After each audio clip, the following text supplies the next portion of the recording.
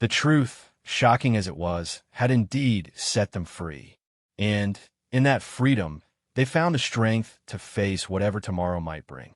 The first 48 hours after the broadcast were unlike anything Kate had ever experienced. The Palace Communications team worked in shifts, managing the unprecedented media storm. Every major news outlet in the world carried the story. Opinion pieces flooded in from all corners, some condemning, some praising, most simply trying to process the extraordinary revelation. Kate watched William navigate interviews with remarkable composure. He had prepared extensively, but nothing could fully ready someone for such intense scrutiny. On Monday morning, he gave his first live interview to the BBC, choosing to face the nation's questions directly. "Your Highness," the interviewer began, "many are asking why it took nearly 30 years for this truth to emerge. What do you say to those who feel betrayed by the cover-up?" William's response was measured but sincere. "They have every right to feel that way.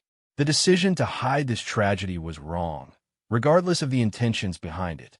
I was young, but as I grew older, I became complicit in maintaining that silence. I deeply regret that it took so long for Emily's story to be told properly." "And Mrs. Thornton? How is she handling the attention?" "Mrs. Thornton is gravely ill. She's being protected from media intrusion and is receiving the best possible care. Her courage in participating in the documentary, despite her condition, humbles me. She wanted Emily remembered, and I hope we've honored that wish." Kate watched from the palace, pride and anxiety warring in her chest. Each question was a potential landmine, but William handled them with hard-won wisdom. When asked about his children's reaction, he spoke as a father rather than a prince. "They're young, but we've tried to explain in age-appropriate ways. The main lesson we want them to take is that everyone makes mistakes, but what matters is taking responsibility and trying to make things right, no matter how long it takes." The interview lasted an hour, covering every aspect of the story. When it ended, public opinion polls showed a slight uptick in support. People seemed to respond to William's genuine remorse and his efforts at reconciliation with Margaret. That afternoon, an unexpected development occurred. Emily's childhood friend, Sarah Morrison, contacted the palace. She had watched the documentary and wanted to share her memories of Emily. Kate arranged a video call, sensing this could be important for William's healing. Sarah was now a veterinarian, the career Emily had dreamed of. She spoke warmly of her friend, sharing stories that brought Emily to life in new ways. She was brilliant with animals, Sarah said, showing them a faded photograph of teenage Emily with a rescued fox. She had this way of calming even the most frightened creatures. "I went into veterinary medicine partly to honor her memory." "Have you been in touch with Margaret?" Kate asked gently. Sarah's face clouded. "I tried years ago, but it was too painful for her then. Seeing me, healthy and pursuing Emily's dream, I understood why she couldn't maintain contact." William leaned forward. "Would you consider visiting her now? I think she might find comfort in knowing Emily's influence lived on through you." Sarah agreed immediately. Kate arranged for a discreet visit the next day, hoping it might bring Margaret some final peace. Tuesday morning brought news that Marcus Pemberton had passed away during the night. His family released a statement saying he died peacefully, having found resolution to the moral conflict that had troubled his final months. They included a line that resonated deeply. He believed that truth, however delayed, was always worth pursuing. William attended the funeral discreetly, sitting at the back of the church. Kate accompanied him, watching as her husband paid respects to the man who had nearly destroyed him but ultimately pushed him toward redemption. After the service, Pemberton's son approached them. "My father left something for you," he said, handing William an envelope. Later, in the privacy of their car, William opened it. Inside was a photograph. Young Emily Thornton at what appeared to be a school science fair, proudly displaying a project about animal behavior. On the back, Pemberton had written, "She deserved to be remembered. Thank you for ensuring she will be." The rest of the week blurred together. Parliament debated the constitutional implications. Religious leaders weighed in on forgiveness and accountability. The international press analyzed what this meant for the future of the monarchy. Through it all, Kate remained William's steady anchor. On Friday, they received word that Margaret had taken a turn for the worse. They rushed to her bedside, finding her barely conscious but somehow aware of their presence. "William," she whispered, her voice barely audible. "The girl?" "Sarah," she came. "I know," William said softly. "Was it good to see her?" Margaret managed a faint smile, like seeing what might have been, but beautiful still. She drifted in and out of consciousness for the next hour. During a moment of clarity, she gripped Kate's hand with surprising strength. "The children," she said urgently. "Your children. Tell them about Emily. Not the sad parts. Tell them she loved animals and music and laughing. Let her live through stories." "We will," Kate promised, tears flowing freely. "We'll make sure she's remembered." Margaret's breathing grew more labored. William held one hand, Kate the other. In her final moments, Margaret's face relaxed into an expression of profound peace. "Go to my girl now," she whispered. Then, with her last breath, "Thank you." The room fell silent. William bent his head over Margaret's hand, shoulders shaking with quiet sobs.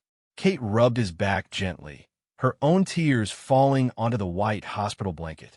They sat with her for a long while, honoring the woman who had taught them both so much about grace, forgiveness, and the long journey of grief. When they finally left, the sun was setting, painting the sky in shades of pink and gold that reminded Kate of hope. Margaret's funeral was held the following Tuesday. Against all protocol, William insisted on being a pallbearer. The image of the future king helping carry the simple coffin became one of the defining photographs of the entire saga. The service was small by royal standards, but profound in its simplicity. Sarah Morrison gave a eulogy that wove together memories of Emily and observations of Margaret's strength. William spoke last, his voice strong despite the emotion. "Margaret Thornton was an ordinary woman who faced extraordinary loss with remarkable grace," he said. "She taught me that forgiveness is not a single act, but a daily choice. She showed me that truth, however painful, is always better than comfortable lies. Most importantly, she helped me understand that honoring those we've lost means living with integrity and courage." He paused, looking at the assembled mourners. Emily Thornton died too young, but her mother ensured her memory would inspire others to choose compassion over bitterness, truth over convenience. "I will carry their lessons for the rest of my life." As they left the cemetery, Kate noticed something remarkable. Among the flowers at Margaret's grave, people had left small tributes to Emily too. Drawings from children, letters from those who had been touched by the story, photos of animals that reminded them of her love for creatures. The tragedy that had been hidden for so long was now inspiring acts of remembrance and kindness. The weeks that followed brought gradual normalization. The initial media frenzy settled into ongoing but manageable coverage. Public opinion polls showed that while some remained critical, a majority admired William's eventual honesty and his efforts at reconciliation. More importantly, the revelation sparked broader conversations about privilege, justice, and redemption. Road safety charities reported increased donations. Support groups for families affected by traffic accidents saw renewed interest. The palace announced a new initiative in Emily's name, funding research into young driver safety. One evening, a month after the broadcast, Kate found William in the children's playroom. He was showing them photos Sarah Morrison had shared of Emily with various animals. George, Charlotte, and Louis listened with rapt attention as their father told stories of a girl who had dreamed of helping animals. "She sounds nice," Charlotte said when he finished. "I wish we could have met her." "Me too," William said softly. "But by remembering her and learning from what happened, we keep a part of her alive." Louis, the youngest, piped up unexpectedly. "Daddy, you were sad for a long time, weren't you?" William nodded. "Yes, I was. But you're not as sad now." William pulled his son close. "No, not as sad. Telling the truth helped. And having you all and Mummy, that helps most of all. Kate watched from the doorway, her heart full. The journey from those shocking photographs to this moment of family healing had been extraordinary. They had weathered a storm that could have destroyed them and emerged with deeper bonds and clearer purpose. Later that evening, as they reviewed correspondence, Fletcher brought news that Derek Morrison had been nominated for an ethics award by the Private Investigators Association. His refusal to sell the photographs to tabloids, despite significant financial pressure, had become a talking point about integrity in his profession. "We should write to him," Kate suggested. "Thank him properly." William agreed. They crafted a personal letter acknowledging Morrison's role in ultimately bringing truth to light while respecting the dignity of all involved. As autumn settled over London, life found new rhythms. William's public engagements now often included road safety elements. He spoke candidly about responsibility and redemption. The public responded to this more vulnerable, human prince with growing affection. Kate noticed changes in William, too. The tension he had carried for so long had lifted. He laughed more readily, engaged more deeply with people he met. The secret that had created distance, even in their marriage, was gone, leaving space for deeper intimacy. On a crisp October morning, they visited Emily's grave for the first time. It was a simple headstone in a quiet corner of a London cemetery. Fresh flowers lay there. Sarah Morrison maintained a regular visiting schedule. William knelt before the stone, placing his own flowers, wildflowers that Margaret had once mentioned Emily loved. Kate stood beside him, hand on his shoulder. "I'm sorry it took so long," William said quietly to the stone. "But your story is known now. Your mother made sure of that. And I'll make sure it continues to be told, continues to help others." They stood in silence for several minutes, autumn leaves drifting around them. Then William rose, took Kate's hand, and they walked back toward their waiting car. "Do you think Margaret forgave me in the end?" William asked as they drove back to the palace. Kate considered carefully. "I think she forgave you long before the end. But, more importantly, she helped you forgive yourself. That was her final gift." As winter approached, the palace announced that William will be taking on new patronages focused on road safety and victim support. The announcement was met with widespread approval. What had begun as a potential disaster for the monarchy had transformed into an opportunity for meaningful change. The documentary about Emily and Margaret won several awards, with proceeds going to charities they had selected. Schools began using it as a teaching tool about actions, consequences, and the power of truth. On the anniversary of the broadcast, William and Kate gave a joint interview reflecting on the year's journey. "Has it been worth it?" the interviewer asked.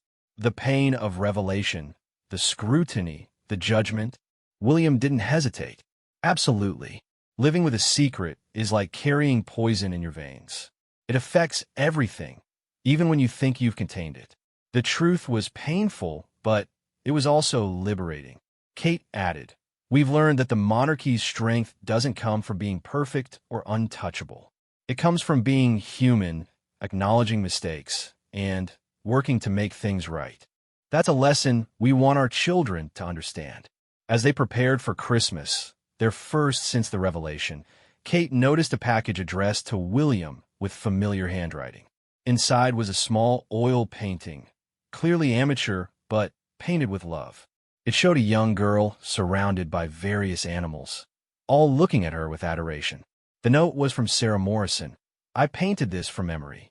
Margaret saw it before she passed, and said it captured Emily's spirit perfectly. I thought you should have it, to remember not just the tragedy, but the beautiful soul who was lost. Thank you for ensuring she'll never be forgotten." William hung the painting. The morning sun filtered through the tall windows of Kensington Palace as Kate sat at her mahogany desk, sorting through the morning mail. Her fingers paused on a plain brown envelope with no return address. Something about it made her heart skip a beat. The handwriting looked familiar yet strange, as if someone had tried to disguise their natural script. She glanced at the antique clock on the mantel. William had left early for a charity engagement in Birmingham and wouldn't return until evening. The house felt unusually quiet, save for the distant sounds of staff preparing lunch in the kitchen wing. Kate's manicured fingers carefully opened the envelope. Inside, she found a stack of photographs. At first glance, they appeared to be ordinary snapshots, but as she examined them more closely, her breath caught in her throat. The images showed William at various locations she didn't recognize, with people she had never seen before. The first photograph depicted William entering a small cafe in what appeared to be a London suburb. The timestamp showed it was taken 3 weeks ago, during a time when he had told her he was attending military briefings. Kate's hands trembled slightly as she moved to the next image. In the second photo, William sat at a corner table with an elderly woman. She had silver hair pulled back in an elegant bun and wore a simple navy dress. They appeared to be in deep conversation, with William leaning forward intently. The woman's hand rested on top of his on the table, a gesture that seemed both comforting and intimate. Kate felt her stomach tighten. She had been married to William for over a decade, and she thought she knew everything about his life, his friends, his obligations. Who was this woman? Why had William never mentioned her? The third photograph was even more puzzling. It showed William outside a modest townhouse, holding a key. The expression on his face was one she rarely saw, vulnerable, almost anxious. The fourth and fifth photos showed him entering and leaving the same house on different days, always alone, always looking cautious. Kate set the photographs down on her desk and walked to the window. The palace gardens stretched out before her, meticulously maintained and peaceful. Everything in her life had always been transparent, scheduled, accounted for. Royal duties required constant documentation, security details, and public accountability. How had William managed to carve out this secret time? Her mind raced through possibilities. Was this related to his work with intelligence services? Some classified matter that even she couldn't know about, but that didn't explain the elderly woman or the emotional weight she sensed in these images. She returned to the envelope and found a small note at the bottom. The message was brief, typed on plain paper. The truth always surfaces. Ask him about Margaret. Margaret. The name meant nothing to Kate. She searched her memory for any mention of a Margaret in William's life. His grandmother's friends? A distant relative? Nothing came to mind. Kate collected the photographs and locked them in her personal drawer. She needed time to think, to process what she had seen. Part of her wanted to call William immediately to demand answers. But another part, the part trained in royal protocol and discretion, urged caution. She spent the rest of the morning distracted, unable to focus on her correspondence or the charity proposals awaiting her review. Her personal assistant, Emma, noticed her preoccupation. "Is everything all right, Your Highness?" Emma asked gently when she brought in tea. Kate managed a smile. "Yes, thank you. Just thinking about some family matters." Emma nodded respectfully and withdrew, leaving Kate alone with her thoughts. She couldn't shake the feeling that these photographs represented more than just a secret. They felt like a revelation waiting to unfold. By noon, Kate had decided on her approach. She would wait for William to return, observe his demeanor, and then carefully broach the subject. She had learned over the years that direct confrontation rarely yielded the best results with William. He responded better to gentle inquiry, to being given space to explain himself. The afternoon dragged on interminably. Kate attended a video conference with her patronages, reviewed plans for an upcoming state dinner, and met with her children's tutors. Through it all, the photographs burned in her consciousness like a brand. She found herself studying recent interactions with William, searching for signs she might have missed. Had he been more distant lately? More preoccupied? Looking back, she realized there had been subtle changes. Late-night phone calls he took in his study. Moments of distraction during family dinners. A new tension in his shoulders that she had attributed to increased royal duties following his grandmother's passing. As evening approached, Kate positioned herself in the drawing room, where William usually stopped first upon returning home. She had changed into a comfortable cashmere sweater and slacks, wanting to appear relaxed despite the turmoil inside her. The sound of cars on gravel announced his arrival. Kate's heart rate quickened. She heard his familiar footsteps in the hallway, The pause as he handed his coat to staff, the approach toward the drawing room. William entered with his usual greeting, crossing to kiss her cheek. "Hello, darling. Sorry I'm late." The event ran over. Kate studied his face. He looked tired, but nothing seemed amiss. "How was Birmingham?" "Productive," William replied, pouring himself a scotch from the sideboard. "The new youth center is impressive. They're doing remarkable work with disadvantaged teenagers."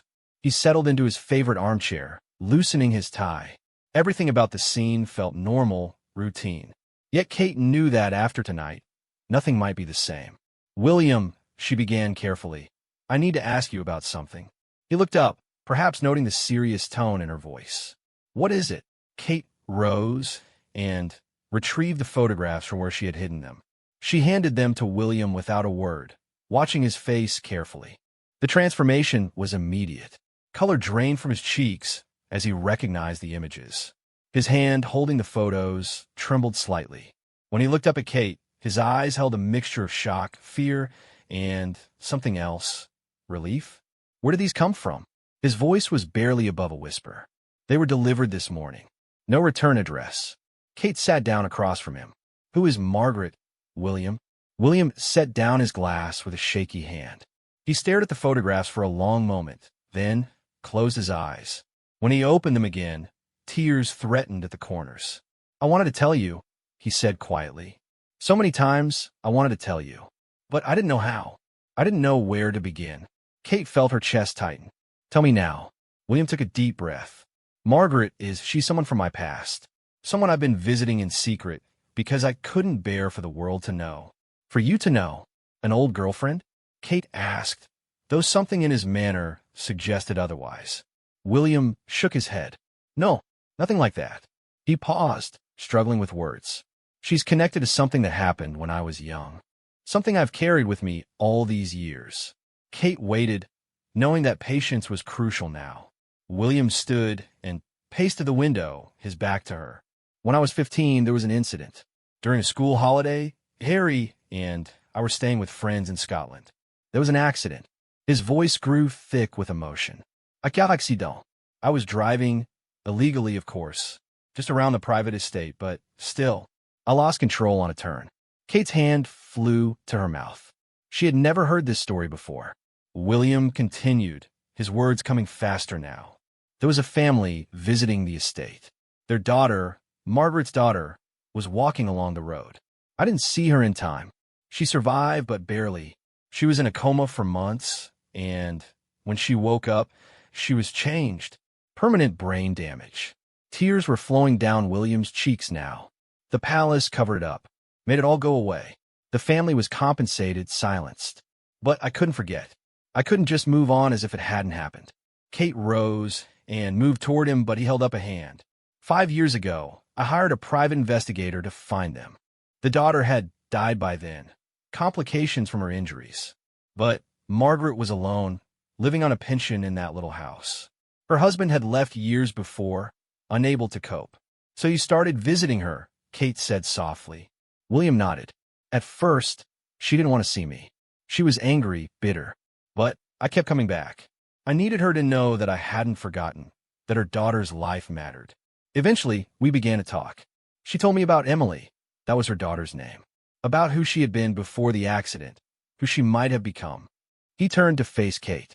"I bought the house for her, set up a trust for her care. But more than that, I've tried to be, a presence in her life. Someone who remembers Emily with her." Kate felt tears on her own cheeks. "Why didn't you tell me? How could I?" William's voice broke. "How could I tell you that I had destroyed a family? That the man you married had this terrible secret? The palace wanted it buried forever. They said it would damage the monarchy irreparably if it came out. But someone knows," Kate said, gesturing to the photographs. "Someone has been watching." William's jaw tightened. "Yes, and they'll probably use it against us. Against the crown." Kate crossed the room and took his hands. "William, look at me." He met her eyes reluctantly. "You were 15. It was an accident. What you've done since, taking responsibility, caring for Margaret, that shows who you really are. The public won't see it that way. They'll see a cover-up. They'll see privilege protecting itself." Kate squeezed his hands. Then, we face it together. We tell the truth. Kate, you don't understand. This could bring down everything. Your reputation, the children's future. Our family is built on truth between us. Kate interrupted firmly. I won't let you face this alone. William pulled her into his arms, holding her tightly. I'm so sorry. I should have told you years ago. They stood there for several minutes, holding each other as the weight of the revelation settled around them. Finally, Kate pulled back. We need a plan. First, we need to know who sent these photos and what they want. William nodded, his natural leadership reasserting itself despite the emotional turmoil. I'll contact our security team. Discreetly. We need to know if this is blackmail or if someone plans to go public. And Margaret? Does she know about the photographs? I doubt it. She's very private. Doesn't even own a computer. William frowned. I should warn her, though. If this comes out, reporters will descend on her. Kate touched his cheek gently. We'll protect her. Whatever happens, we'll make sure she's safe. That night, they sat together in William's study, making calls and plans. The palace machinery began to quietly mobilize, preparing for potential crisis management. But between the phone calls and strategy sessions, Kate saw her husband in a new light. The weight he had carried alone for so many years explained so much. His occasional melancholy, his passionate commitment to road safety charities, his sometimes excessive protectiveness of their own children. She felt not betrayal at the secret, but sadness that he had borne it alone. As midnight approached, they finally set aside the crisis planning. Tomorrow would bring its own challenges, but tonight they needed to simply be together. There's something else, William said quietly as they prepared for bed. Margaret has cancer. Terminal. The doctors give her perhaps 6 months. Kate's heart sank. Oh, William. She doesn't want treatment. She says she's ready to be with Emily again. That's why I've been visiting more frequently. I wanted to, I don't know, make these last months mean something. Then, that's what we'll do, Kate said firmly. Whatever happens with these photographs, we make sure Margaret's remaining time is peaceful. William looked at her with such gratitude that it took her breath away. I don't deserve you. Stop that, Kate said. We're partners. In everything. As they lay in bed that night, Kate's mind churned with the implications of what she had learned. Someone out there had been watching William, documenting his visits to Margaret. But why reveal it now? What do they hope to gain? She thought about their children sleeping peacefully down the hall, unaware that their world might be about to change dramatically. She thought about the institution they served, the centuries of tradition and duty. But mostly, she thought about the man beside her who had carried this burden for so long. William had finally dozed off, exhausted by the emotional revelations of the evening. But Kate remained awake, standing guard over her family's peace for just a few more hours. Tomorrow, they would face whatever came. But tonight, in the darkness of their bedroom, they were just a husband and wife who had found their way back to complete honesty. The photographs had indeed been shocking, but not in the way the sender might have intended. They had not driven a wedge between Kate and William. Instead, they had opened a door to deeper understanding, to a secret that had shaped the man she loved in ways she was only beginning to comprehend. As dawn approached, Kate finally felt sleep pulling at her consciousness. Her last thought was of Margaret, alone in her little house, keeping vigil over memories of a daughter lost too soon. Tomorrow, Kate decided she would visit Margaret herself. It was time for the whole truth to finally emerge from the shadows. The first light of morning crept through the curtains, painting the room in soft gold.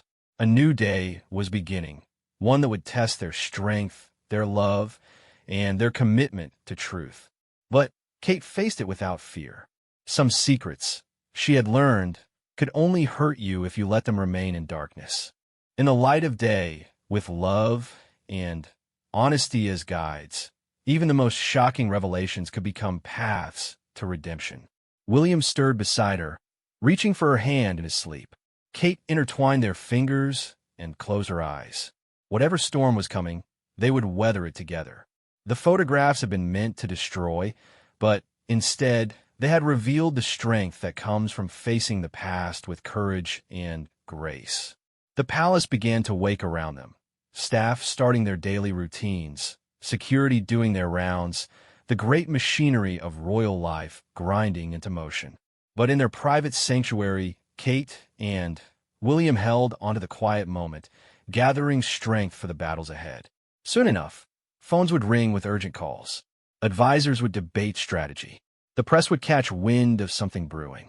But for now, in these precious moments before the storm, there was only truth, love, and the promise that whatever came next, they would face it together.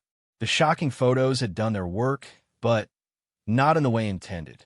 They had not exposed a scandal that would destroy a marriage and topple a future king. Instead, they had unveiled a very human story of guilt, redemption, and the long journey toward forgiveness. And in that revelation, Kate had discovered that the man she had married was both more flawed and more honorable than she had ever known. As full daylight flooded the room, Kate felt ready.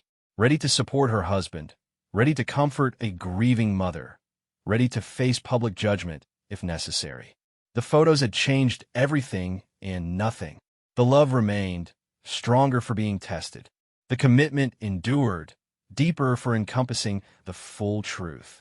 Whatever happened next, they would face it as they faced everything, together, with dignity, with courage, and with the unshakable belief that truth, however shocking, was always better than living in shadows. Kate rose to look out the window at the new day. She thought of the unknown photographer, the mysterious sender of the envelope. They had sought to destroy, but had instead revealed. They had meant to divide, but had ultimately united. In trying to expose William's secret, they had given him the one thing he had been unable to give himself, the chance to finally share his burden with the person he loved most. And in that sharing, Kate had discovered that their marriage was strong enough to bear any truth, no matter how shocking or painful. The phone on William's nightstand began to ring, sharp and insistent. The day's challenges were beginning. Kate moved to answer it, ready to face whatever came next. The photos had started something that could not be stopped, but she was no longer afraid. Truth had a way of setting people free, even when it arrived in a plain brown envelope on an ordinary Tuesday morning. As she reached for the phone, William's eyes opened. They looked at each other across the room, a lifetime of understanding passing between them in that glance. Then Kate answered the call, and together, they began to face their new reality. The call was from James Fletcher, their head of security. His voice was controlled but urgent. "Your Highness, we've had a development. Can you and Prince William meet me in the secure office within the hour?" Kate confirmed they would be there and ended the call. William was already getting dressed, his movements automatic despite the turmoil of the previous night. They exchanged few words as they prepared, both understanding that the machinery of crisis management was now in motion. 45 minutes later, they sat in the windowless, secure office deep within Kensington Palace.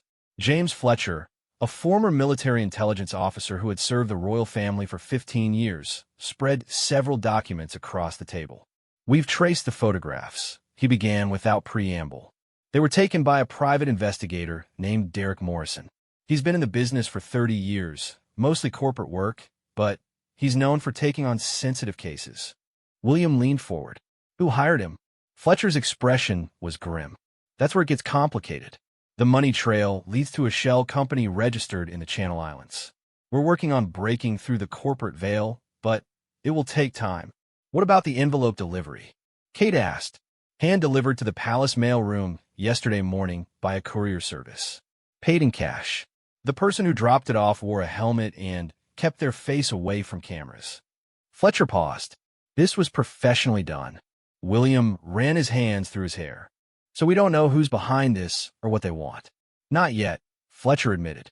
"But sir, there's something else. Morrison has been thorough. We believe he has photographs going back at least 2 years. Your visits to Mrs. Thornton have been extensively documented." Kate noticed William tense at the mention of Margaret's surname. It made the situation feel more real, more immediate. Fletcher continued, "We've put surveillance on Morrison, but he's gone aground. His office is closed. His flat appears empty. He knows we're looking for him." "What about Margaret?" William asked. "Is she safe?" We've dispatched a discreet protection team to her residence. They're maintaining distance, but keeping watch. Kate spoke up.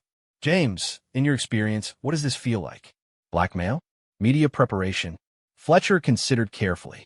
It has elements of both, Your Highness. The anonymous delivery suggests someone wanting to remain hidden, which points to blackmail. But the extensive surveillance suggests preparation for public release. Someone invested significant resources in this. What do you recommend? William asked. We have two options. Wait for contact from whoever sent these, which could come at any moment. Or we take control of the narrative ourselves. Kate and William exchanged glances.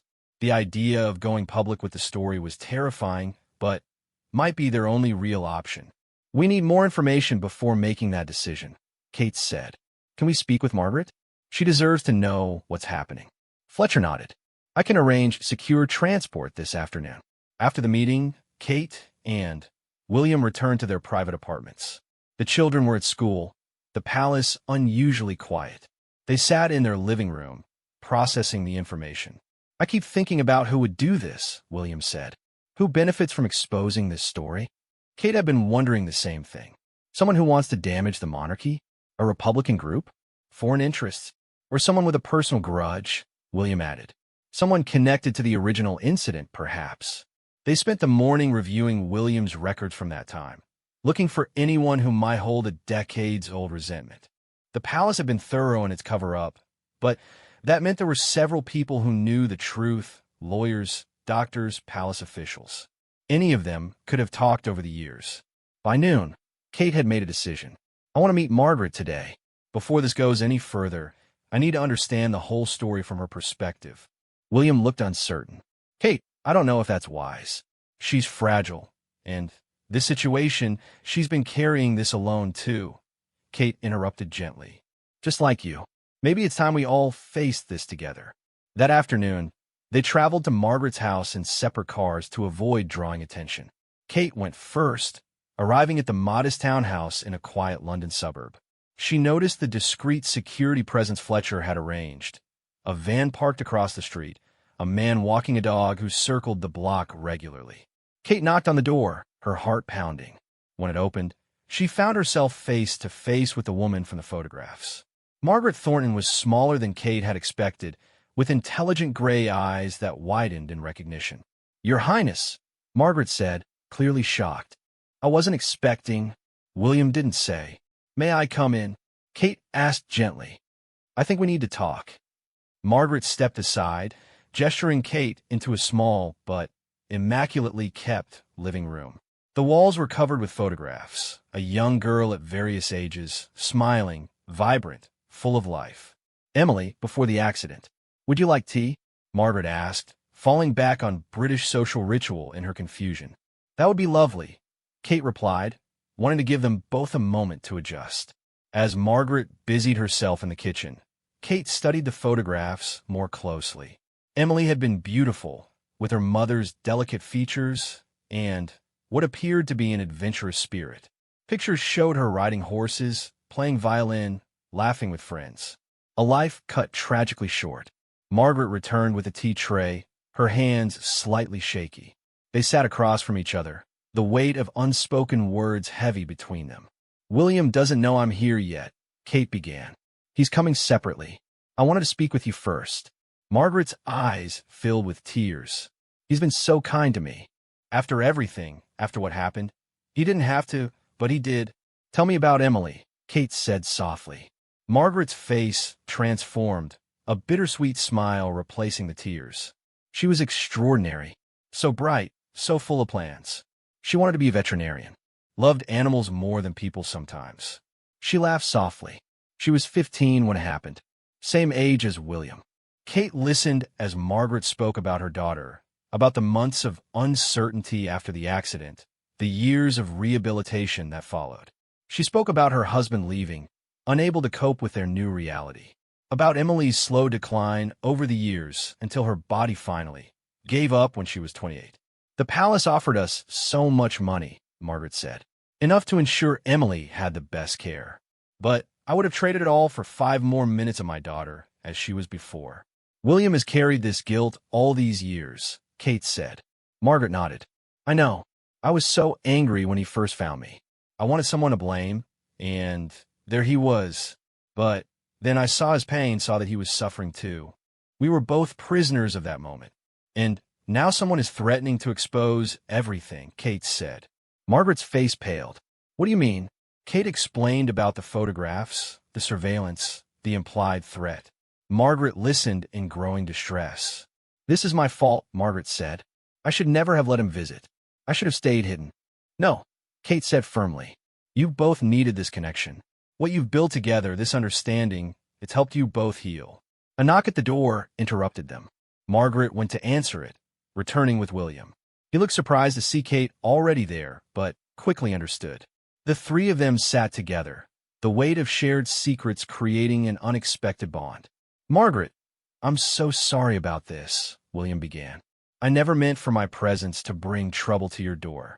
Stop, Margaret said with surprising firmness. You've apologized enough for one lifetime. What matters now is protecting everyone involved. They discussed options, strategies, possibilities. Margaret was remarkably clear-headed, asking practical questions about security and media management. Kate saw why William had been drawn back to her. Beneath the grief was a strong, intelligent woman who had survived unimaginable loss. As the afternoon wore on, a plan began to form. If they were forced to go public, they would do so on their terms. Margaret would be protected, relocated if necessary. The story would be told with dignity, acknowledging the tragedy while highlighting the journey toward reconciliation. There's something else, Margaret said as they prepared to leave. A few weeks ago, I noticed a man taking pictures outside. I thought he was a tourist who had gotten lost, but now I wonder. William tensed. What did he look like? Margaret described the man, middle-aged, professional-looking, driving a dark sedan. It matched the description of Derek Morrison. Did he approach you? Say anything? Kate asked. No, but Margaret hesitated. This might be nothing, but I received a call last month. Someone claiming to be a journalist, asking if I had any connection to the royal family. I hung up immediately. William and Kate exchanged worried glances. The surveillance had been more extensive than they thought. Back at the palace that evening, they convened another security meeting. The new information suggested that whoever was behind this had been planning for months, possibly longer. They weren't dealing with an opportunistic blackmailer, but someone with a long-term strategy. We've made progress on the Shell Company, Fletcher reported. It has connections to a media conglomerate known for aggressive tabloid journalism. But there's another layer. Someone is feeding them information from inside. Inside the palace? Kate asked, alarmed. Possibly. We're reviewing access logs, communication records. But whoever it is has been careful. William's face was grim. So we have a mole. It appears so, sir. The implications were staggering. Someone within their trusted circle had been gathering information, possibly for years. Every private conversation, every confidential document was now suspect. That night, Kate found William in his study, staring at a photograph of Emily that Margaret had given him. It showed the girl on her 15th birthday, just weeks before the accident. She was blowing out candles on a cake, her whole life ahead of her. I've been thinking, William said without looking up. Maybe it's time. Maybe the truth needs to come out. Kate sat beside him. Are you ready for that? I'll never be ready. But hiding hasn't helped anyone. Not me, not Margaret, not Emily's memory. He turned to face her. What if we could turn this into something positive? What if telling this story could help other families dealing with tragedy? It was a perspective Kate hadn't considered. The revelation could destroy them, or it could humanize them in a way the public had never seen. The risk was enormous, but so was the potential for genuine connection with people who had experienced similar losses. We need to do it carefully, Kate said. Control every aspect of how it's released. And we need Margaret's full consent. I won't put her through more pain. They talked long into the night, weighing options, considering consequences. By dawn, they had the framework of a plan. If forced to reveal the truth, they would do so through a documentary, telling the full story with context, emotion, and honesty. They would donate any proceeds to road safety charities and organizations supporting families affected by traffic accidents. But first, they needed to find out who was orchestrating this campaign against them. The next morning brought an unexpected breakthrough. Fletcher arrived early with news. Morrison has been in contact. He wants to meet. William straightened. When? Tonight. He's proposed a location, neutral ground. He claims he has information we need to hear. It could be a trap, but they had few options. After much debate, it was decided that Fletcher would meet Morrison while William and Kate monitored from safe distance. The day passed slowly, tension building as evening approached. Kate tried to maintain normalcy for the children, but her mind was on the upcoming meeting. Who was Derek Morrison working for? What did he know that they didn't? As darkness fell, they positioned themselves in a surveillance van near the meeting location, a park in North London. Fletcher wore a wire, his every word transmitted to their headsets. They watched as Morrison approached the bench where Fletcher waited.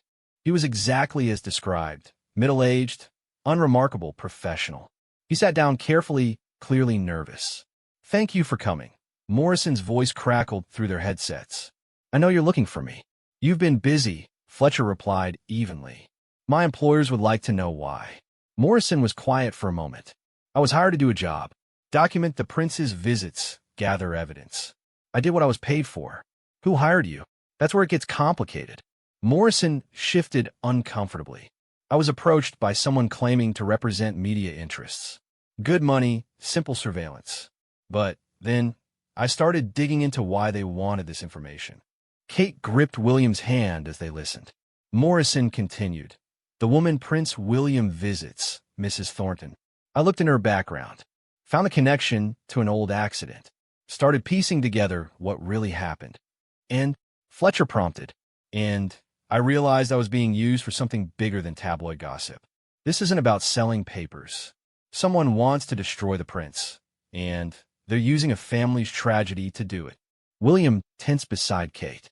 This confirmed their fears. They were dealing with a targeted attack, not random opportunism. "Who?" Fletcher asked. "Give us a name." Morrison hesitated. "I don't have a name, but I can tell you this. They knew details about the accident that weren't in any official record. Things only someone who was there would know." Kate felt a chill run down her spine. Someone connected to the original incident was behind this. But who? And why wait decades to act? "I kept copies of everything," Morrison continued. "Not just the photos they wanted, but my own investigation. Records of who contacted me, payment trails, recorded conversations. I'll give it all to you." "What do you want in return?" Fletcher asked. "Protection, and a guarantee that when this comes out, and it will come out, the full truth is told. Not just the parts that make good headlines." Morrison stood to leave. "There's something else. In my surveillance, I noticed others watching. You're not the only ones interested in Mrs. Thornton's connection to the prince." The meeting ended with arrangements for Morrison to deliver his files the next day. As they drove back to the palace, Kate's mind raced with possibilities. Someone from the past had returned to haunt them, but their motivation remained unclear. Back in their apartment, William paced restlessly. Who could it be? The doctors who treated Emily? The police who responded? Palace staff who arranged the cover-up? "We'll know more when we see Morrison's files," Kate said, trying to calm him. "But, William, we need to prepare for the worst. This person, whoever they are, has been planning this for a long time. They won't stop now."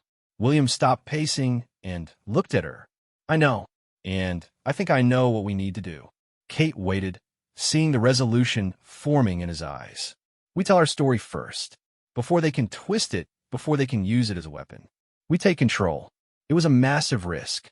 Going public would mean exposing not just William's secret, but the palace's role in covering it up. It would raise questions about privilege, justice, and accountability that could shake the monarchy's foundations. But Kate saw the wisdom in it. Better to confess than be exposed. Better to show remorse than be forced into it. "We'll need the Queen's approval," Kate said, referring to William's father who had recently ascended to the throne. "I'll speak to him tomorrow," William said. "He won't like it, but I think he'll understand. He's had his own scandals to weather." That night, as they lay in bed, Kate reflected on how much had changed in just 2 days. The photographs that had arrived so mysteriously had set in motion a chain of events that would transform their lives. But perhaps that transformation was overdue. "Are you afraid?" she asked William in the darkness. Terrified, he admitted, but also relieved. "Is that strange? I've carried this for so long, and now it's almost over." Kate understood. Secrets were heavy burdens, growing heavier with time. The prospect of setting it down, even if it meant facing public judgment, had its own appeal. The next morning brought Morrison's files as promised. The documents were extensive: photographs, recordings, financial records. But, most importantly, they contained clues about who was orchestrating the campaign. Fletcher's team worked through the material systematically. By afternoon, they had a breakthrough. The initial contact with Morrison came through a lawyer, Fletcher reported. Someone with connections to the original incident.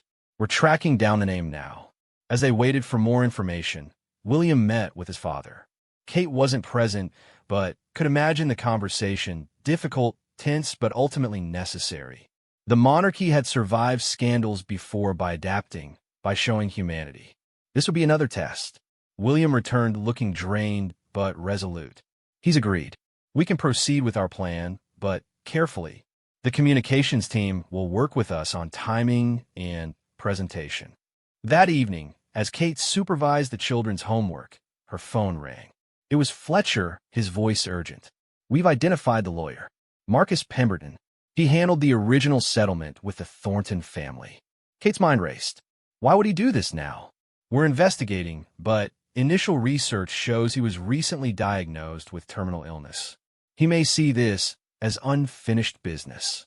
A dying man's last act, either revenge or justice, depending on perspective." It added another layer of complexity to an already tangled situation. Over the next days, the palace machinery moved into high gear.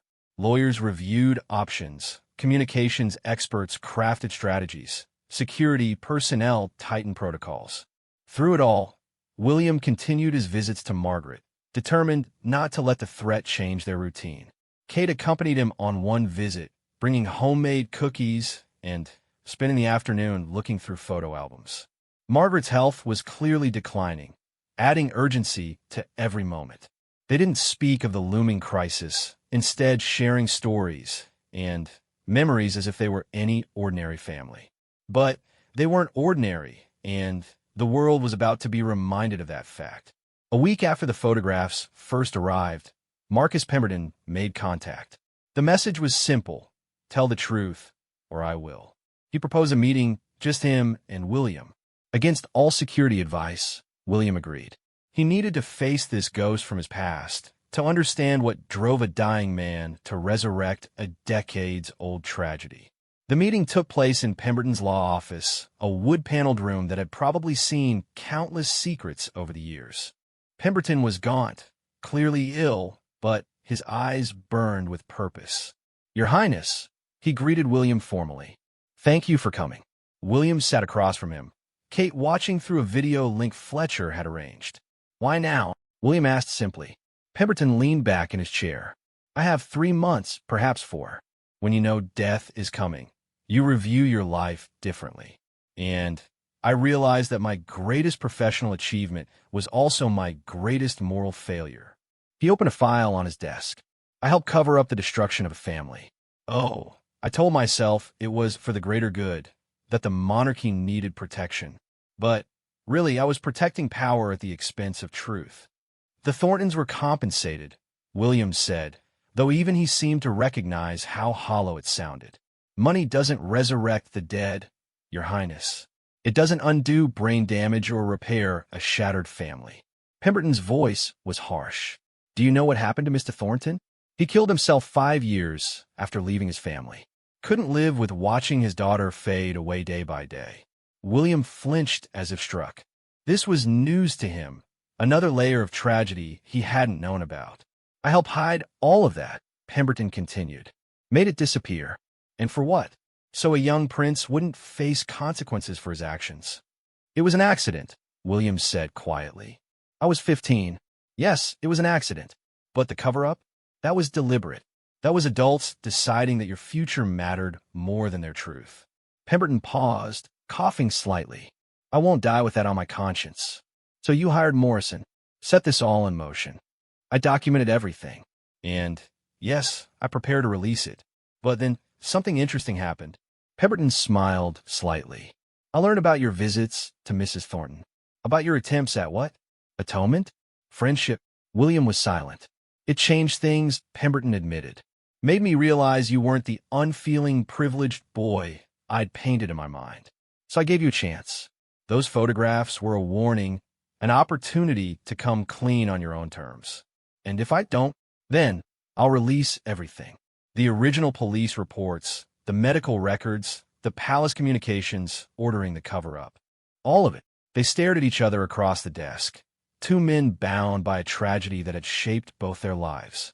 I need time, William finally said, to do this properly, to protect Margaret. Pemberton considered. You have 2 weeks. Then, I go public with or without you. As William left the office, Kate could see the weight of decision on his shoulders. But she also saw something else, a strange kind of peace. The waiting was almost over. One way or another, the truth would emerge. That night, they gathered their closest advisors and made the final decision. They would release the story themselves in a controlled way that honored Emily's memory and protected Margaret. It would be painful, potentially devastating to William's future reign, but it would be honest. The monarchy has survived worse, William's father said when informed of the decision. Perhaps it's time we showed that even future kings must face consequences for their actions, no matter how young they were. Kate had never been prouder of her husband than in that moment. He was choosing truth over comfort, accountability over protection. It would change everything, but perhaps that change was necessary. As they began preparations for the announcement, Kate thought about the photographs that had started this journey. What had been intended as a weapon had become a catalyst for truth. The sender had wanted to destroy them, but had instead given them an opportunity to show their humanity. The road ahead would be difficult. Public reaction would be mixed at best. Questions would be raised about privilege and justice that wouldn't have easy answers. But Kate believed they would weather it, as they had weathered everything else, together with honesty and with grace. The shocking photos had done their work, setting in motion events that would reshape their lives and possibly the monarchy itself. But sometimes, Kate reflected, shocking revelations were necessary. Sometimes the truth, no matter how painful, was the only path to genuine redemption. As they retired for the night, William took her hand. "Thank you," he said simply, "for standing by me, for helping me see that truth is better than secrets." Kate squeezed his hand. "Always," she replied. And she meant it. Whatever came next, they would face it together, no longer hiding from the past, but embracing the difficult journey toward forgiveness and healing. The 2 weeks Pemberton had given them passed in a blur of preparation. The palace communications team worked around the clock, crafting a strategy for what would undoubtedly be the most challenging revelation the royal family had faced in years. Documentary filmmakers were discreetly contacted, legal teams reviewed every detail, and security protocols were enhanced around all involved parties. Kate watched William transform during this period. The man who had carried his secret burden for decades seemed to straighten, as if the prospect of confession was already lightening his load. He threw himself into the preparations with a focus she hadn't seen in years. On a gray Thursday morning, with 5 days left before Pemberton's deadline, they conducted the most important interview for the documentary. Margaret had agreed to participate, despite her declining health. The film crew set up in her living room, the walls of Emily photographs serving as a poignant backdrop. Kate sat behind the cameras, watching as Margaret spoke with quiet dignity about her daughter, the accident, and the years that followed. Her words were carefully chosen, but devastating in their simplicity. "People think tragedy happens in a moment," Margaret said, looking directly into the camera. "But really it unfolds over years. Watching my bright, vibrant daughter become someone else, seeing her struggle with simple tasks that had once come so easily, That was the real tragedy. The accident was just the beginning. When asked about William's visits, Margaret's expression softened. I hated him for so long. It was easier than hating fate or God or myself for letting her go out that day. But hatred is exhausting, and I was already so tired. When he showed up at my door 5 years ago, I saw a man who had been carrying Emily's ghost just as I had. We were both prisoners of that terrible day. The interviewer asked gently, "Do you forgive him?" Margaret was quiet for a long moment. Forgiveness isn't a single act. It's a daily choice. Some days I manage it, others I don't. But I've learned that holding on to anger only poisons the one carrying it. William didn't set out to hurt anyone that day. He was a child who made a terrible mistake. The real crime was pretending it never happened. After the interview, Margaret was exhausted. Kate helped her to her bedroom, noting how frail she had become. As she tucked a blanket around the older woman, Margaret grasped her hand. "Take care of him," Margaret whispered.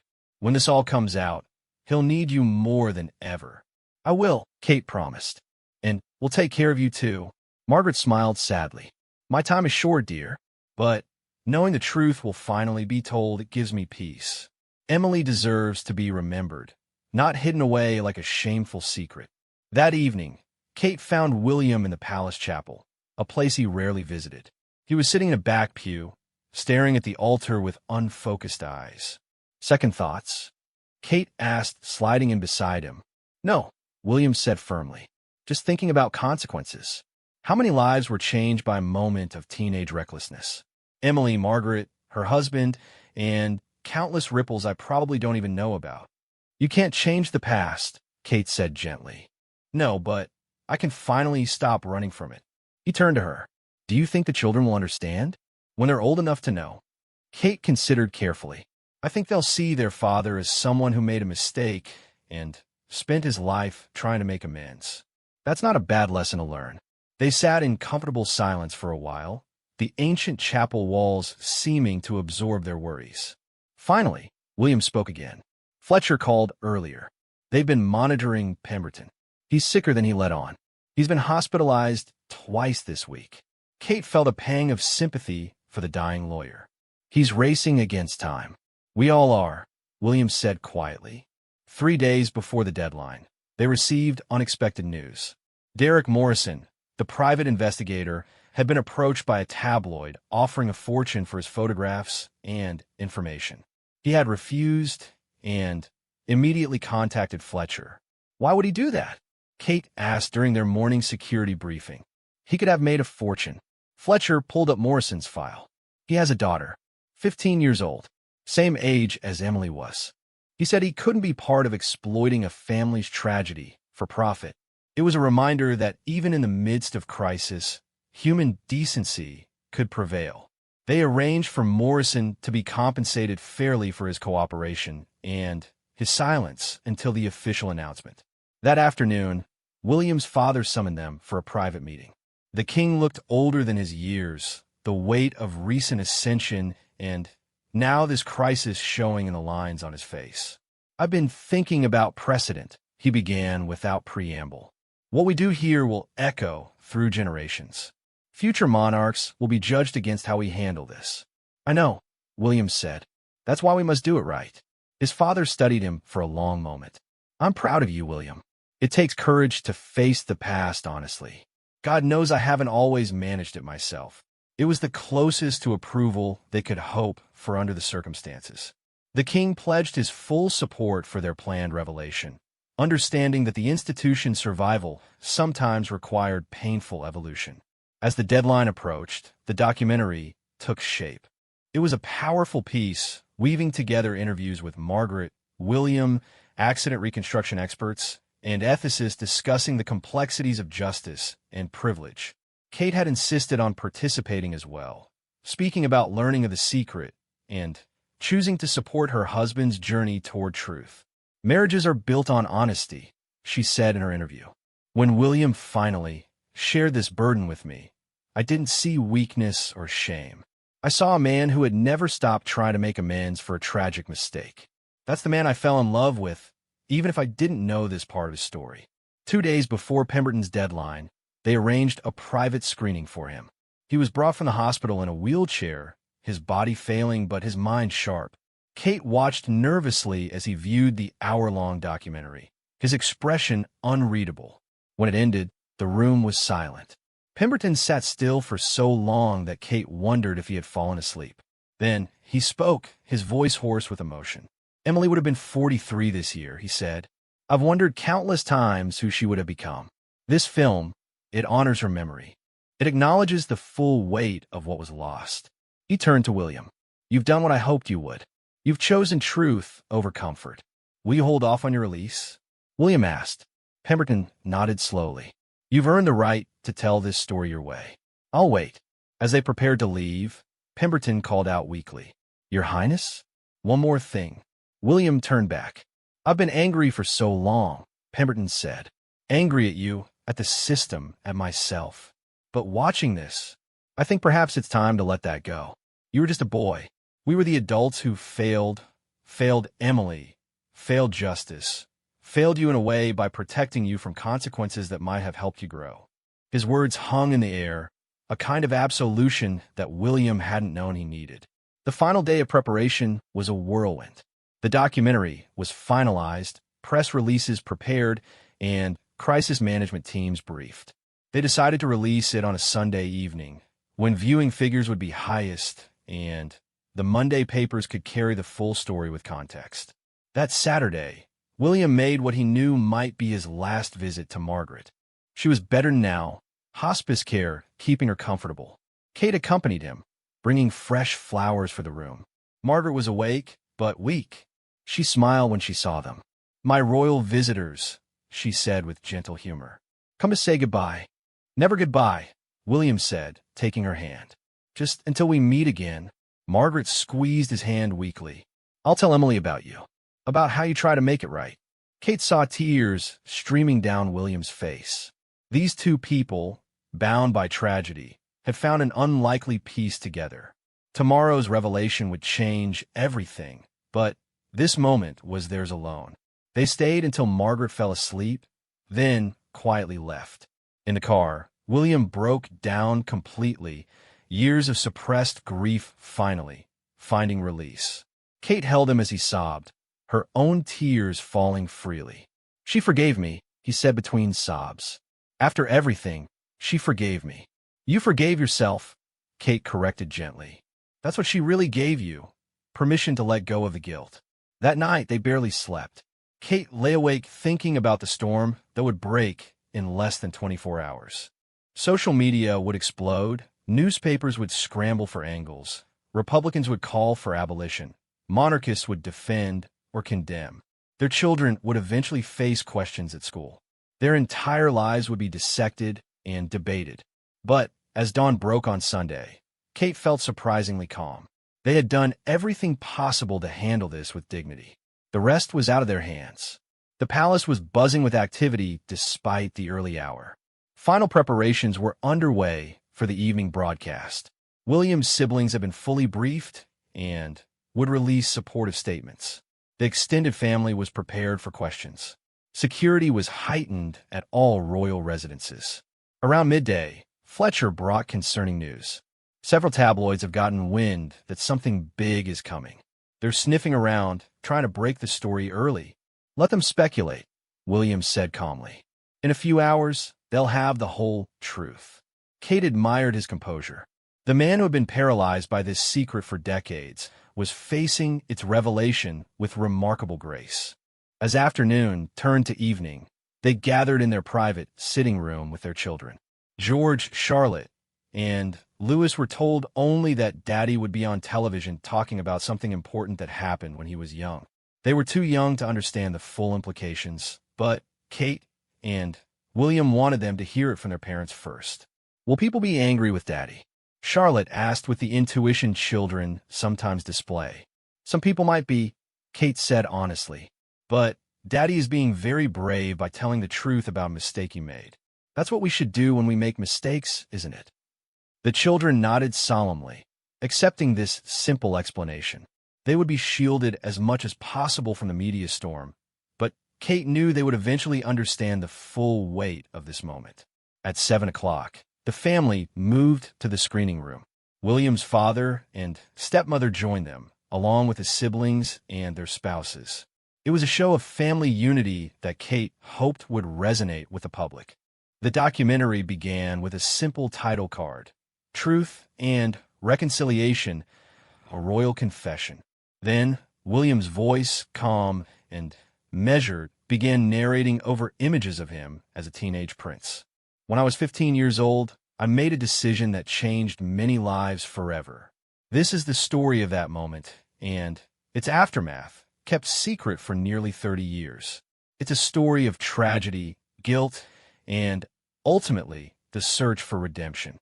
Kate reached for William's hand as his younger self appeared on screen, full of life and privilege, unaware of how dramatically his world was about to change.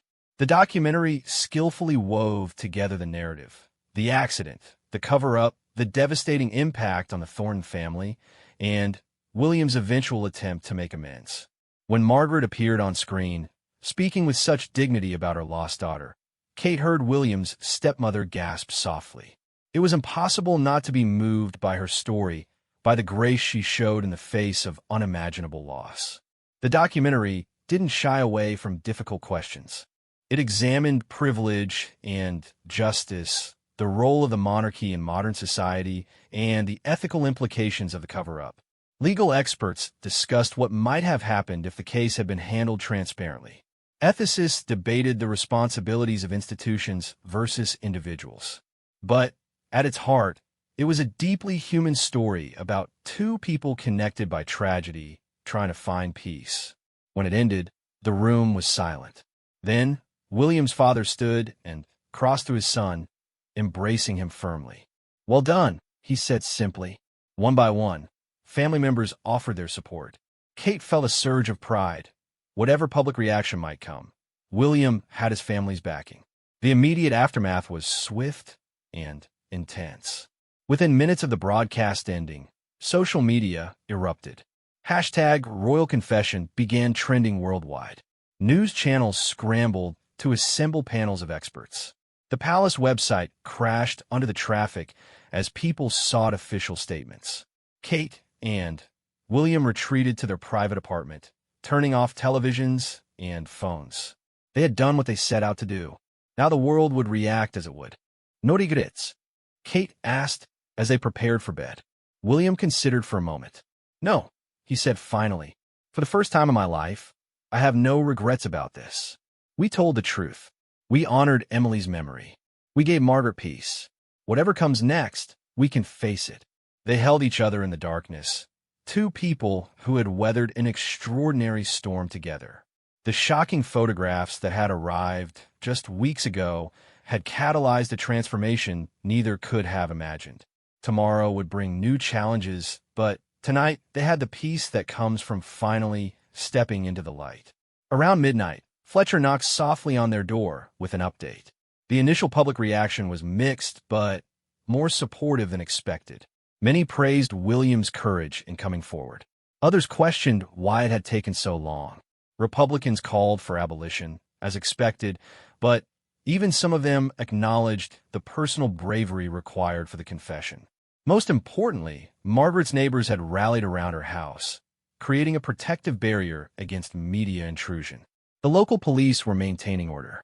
She was safe and sleeping peacefully, unaware of the storm swirling around her story. "There's one more thing," Fletcher said. "Marcus Pemberton watched the broadcast from his hospital bed. He asked me to give you this." He handed William a sealed envelope. Inside was a brief, handwritten note. "The truth has set us all free. Thank you for your courage." MP. William showed it to Kate, his eyes bright with unshed tears. The man who had threatened to destroy him had become an unlikely ally in the end, united by a shared desire to see justice finally served, even decades late. As Fletcher left, Kate and William returned to bed. Tomorrow would bring interviews, analysis, and endless commentary. There would be difficult days ahead, challenges to their position, questions about their future. But tonight, they had accomplished something remarkable. They had transformed a weapon meant to destroy them into an opportunity for truth and healing. I love you, William whispered in the darkness. I love you too, Kate replied. And I'm so proud of you. They fell asleep holding each other, two people who had faced the worst and emerged stronger. The shocking photos had done their work, but not in the way anyone expected. Instead of destroying a prince, they had revealed a man. Instead of toppling a future king, they had shown that even royalty could acknowledge mistakes and seek redemption. The truth, shocking as it was, had indeed set them free. And in that freedom, they found the strength to face whatever tomorrow might bring.